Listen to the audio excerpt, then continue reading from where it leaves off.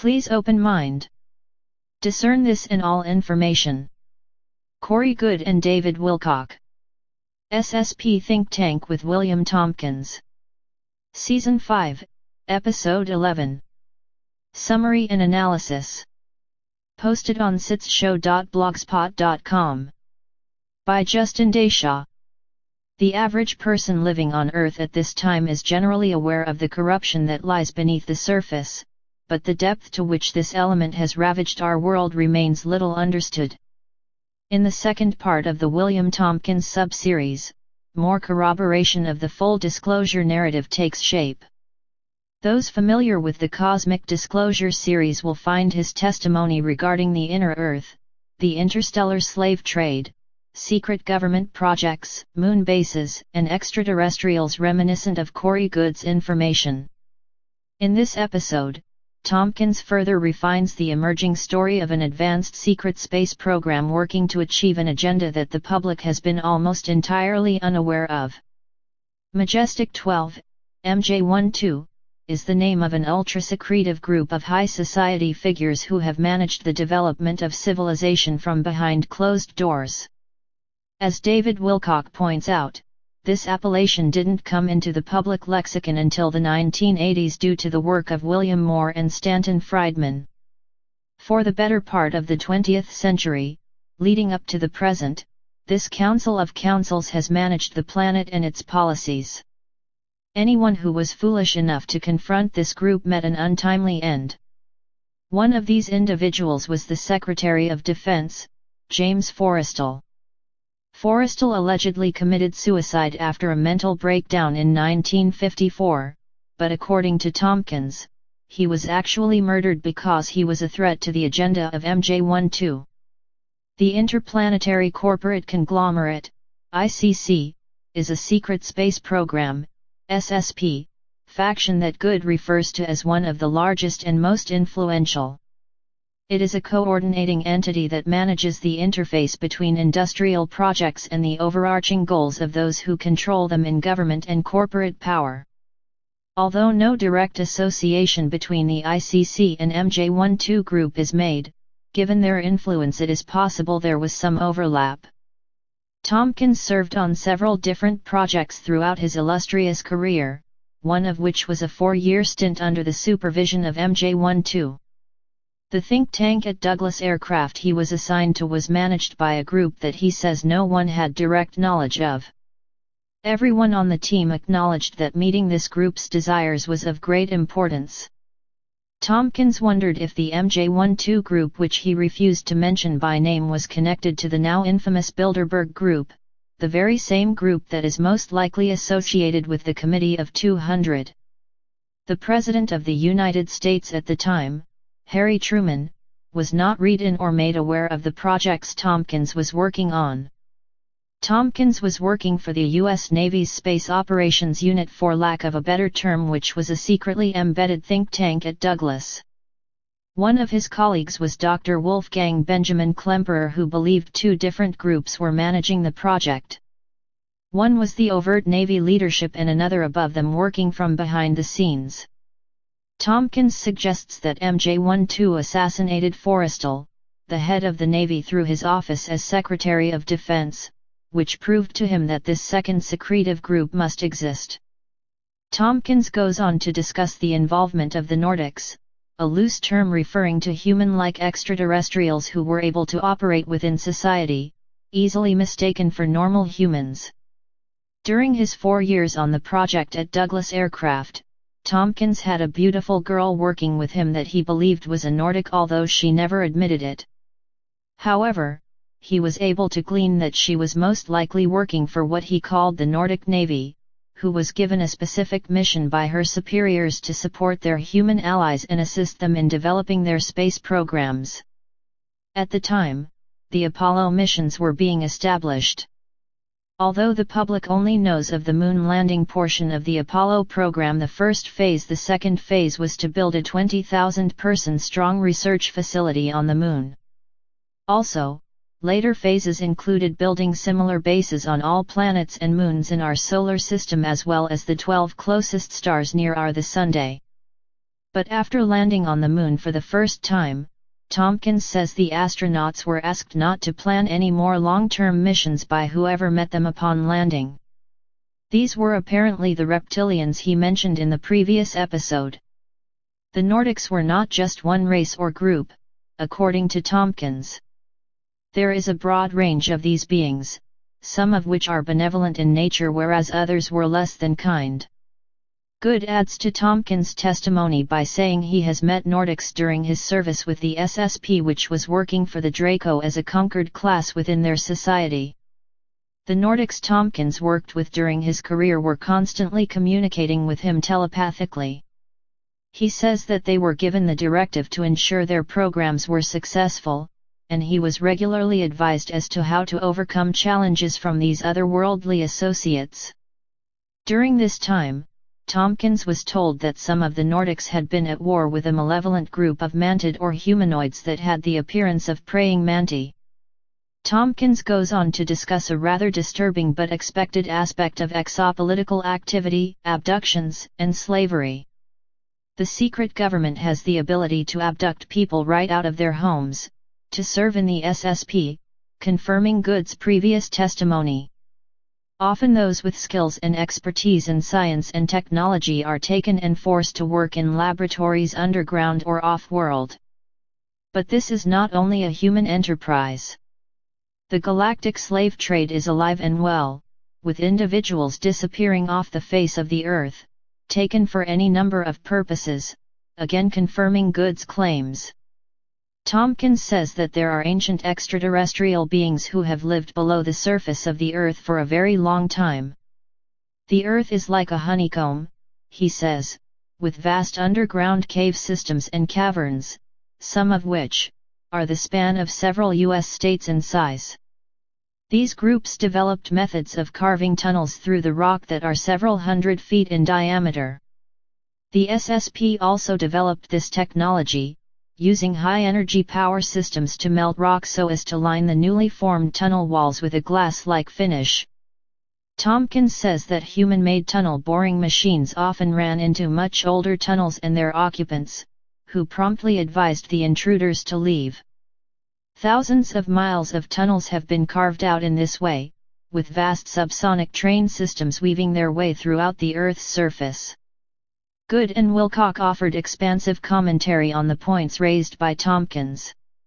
Tompkins refers to the term alumni as a pseudonym for the secret government, which Goode says he also encountered. Goode also says that the blatant killing of anyone who stands in this group's way is most definitely part of their modus operandi, and those who are read into secret programs are informed when one of their associates strays from the flock and needs to be silenced. The hidden phases of the Apollo mission, especially regarding the development of extrastellar colonies and bases, was something Goode was also able to confirm. He posits that the Global Galactic League of Nations base he visited in 2015 could have been one of these early Apollo mission facilities. He also confirms that there are many different Nordic races and that some were forced to work for the Draco as a conquered race. Some of these human-like Nordics could be inner Earth peoples, once native to the Earth, but have since colonized other worlds. Some of these races have 6 fingers and are more obviously non-terrestrial, whereas others easily blend in with modern humans. Goode recalls that during his mind meld with the inner Earth priestess Kari, he was shown images of her with military types in 1940s and 50s clothing. This remembrance could indicate that some of the so-called Nordics may be native humans from inner Earth breakaway civilizations. At the mention of the Earth's honeycomb-like interior, Wilcock is taken aback. In previous episodes, Goode referred to the inner regions of the planet in the same way. In addition, the law of one material also makes a similar reference, which Wilcock suggests are 3 independent sources of corroboration.